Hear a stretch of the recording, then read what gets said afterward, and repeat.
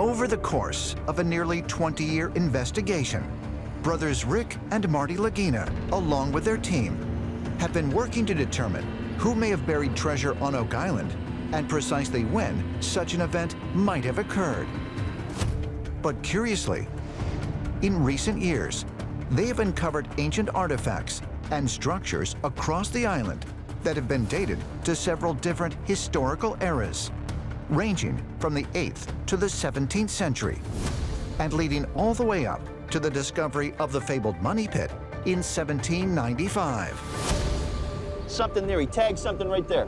This wide range of dates has led the Laginas and their team to theorize that multiple treasure deposits were made on Oak Island by different groups over a number of generations. I've always believed that the genesis of this mystery was one particular group safeguarding something on Oak Island, and then slowly that knowledge was passed on such that different groups learned of it. It would evolve through the sharing of information from one generation to another. If we look at the discoveries on Oak Island, we're looking at a very wide range of artifacts going from the medieval period through to the near modern period. And what that suggests is that there has been a long-term presence on the island that could possibly have been guarding the treasure that is buried there, or that has been depositing more treasure over time, and that has been transmitting information from one generation to another about that treasure. If the Oak Island treasure mystery involved a number of possible depositors who passed down secret knowledge across generations, then who may have been the first group to arrive on the island, and who followed in their footsteps? One of the most intriguing theories involves a seafaring civilization of Norse warriors, commonly known as the Vikings. Everyone thinks of Vikings as being marauders and raiders, but they were tremendous explorers. They were traders. They came from Scandinavia, and they were able to build these tremendous boats to travel. The Vikings expanded across northern and western Europe from the 8th to the 11th centuries AD. Over time, they also set their sights westward and ventured across the vast expanse of the Atlantic Ocean. The Vikings island hopped to Iceland, to Greenland, eventually to Newfoundland in this sort of voyage of exploration. And so there was every reason to suspect that they continued to explore the eastern seaboard of this northeastern part of North America. Just exactly how far they went and what they might have visited is a topic of great discussion. But if Vikings did explore further south than Newfoundland, is it possible that they also visited modern-day Nova Scotia, as well as Oak Island? In 2020, while excavating in the swamp, Oh, look, they got something. the Oak Island team found a remarkable clue that might support this theory.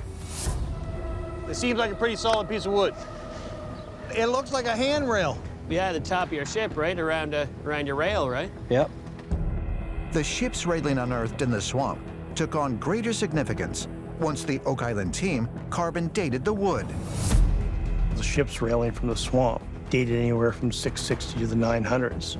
Well, the 900s would have been very early Viking times, and the Norse are the only Europeans known to have been active on these shores during that time period. Here's another piece of it. Look at that. Oh, look at that. Found another piece of it, guys. So this artifact suggests Viking-era activity on Oak Island. While the ship's railing was a compelling clue, another was a crossbow arrow discovered on Oak Island in the 1960s by treasure hunter Robert Dunfield, which was identified by experts as a potential Viking artifact.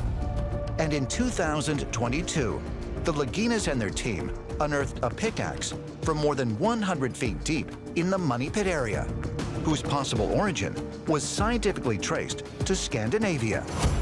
While these artifacts may suggest that Viking explorers visited Oak Island, some researchers claim that the treasure mystery did not begin with the Vikings themselves, but rather their Norse descendants, who had converted from paganism to Christianity and embarked on a crusade to the Holy Land in the early 1100s. We know that the Vikings went on crusade, and they made it to the Holy Land with their fleet. And they very seamlessly went from Vikings to pilgrims. These were pious men. They were Christian sailors, and they went to Jerusalem to see the holy sites, to go to the Jordan River, and they even fought alongside the Holy Orders. One of the Holy Orders the Viking Crusaders are believed to have joined forces with was the Knights Templar. Founded in 1119 AD, the Knights Templar were a Christian military brotherhood tasked with protecting pilgrims traveling to the Holy Land during the Crusades. They also created a sophisticated banking system that helped them amass great wealth, which they used to establish strongholds throughout Europe. But some believe their great treasures also included a number of priceless holy relics that were discovered beneath the Temple Mount in Jerusalem. There have always been the suspicions that the Knights Templar found treasure of incalculable value, not just in monetary terms, but in sacred terms. So we've got the Ark of the Covenant, maybe the Holy Grail. So any number of holy relics could have been underneath the Temple Mount, with the Templars digging to find them. If the Knights Templar recovered holy relics in Jerusalem, is it possible they might have begun searching for a secure location to keep them safe from their enemies? Or even the Catholic Church? Some researchers believe the location could have been thousands of miles away on Oak Island, which the Templars may have learned about from their new allies, the descendants of the Vikings. They're in the same place. There's religious artifacts. There's vast wealth. Vikings have ships. Vikings know how to get to North America. They may well have shared that knowledge with the Templars. Some researchers believe that members of the Knights Templar may have transported some of their sacred treasure to Oak Island. And as evidence, they point to a variety of discoveries that have been made by searchers over the years.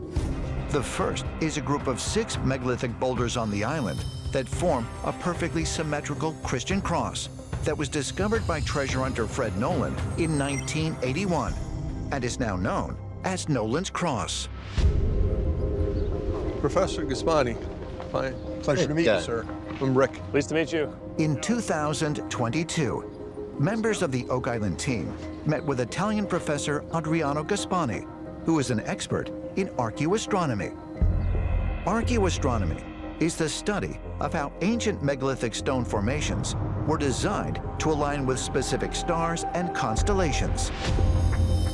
By comparing the positions of the boulders of Nolan's Cross with those of certain stars over time, Professor Gaspani was able to estimate when the formation may have been created. A collegare tutte le pietre, trovo tutta questa serie di stelle luminose. 1, 2, 3, 4, 5, 6 stelle luminose. Capella, Arcturus, Antares, Bellatrix, Alphard, and Fomalhaut. The alignment of this star bring an epoch of 1200 AD. Wow. That's crazy. Professor Gaspani's peer-reviewed analysis that Nolan's Cross may date back to 1200 AD, when the Knights Templar were at the height of their power, was a stunning revelation for the Leginas and their team. Because in recent years, they have also uncovered a massive stone-paved feature in the middle of the swamp, along with a stone well on the southeastern shoreline of the island, which incredibly has also been dated to approximately 1200 AD.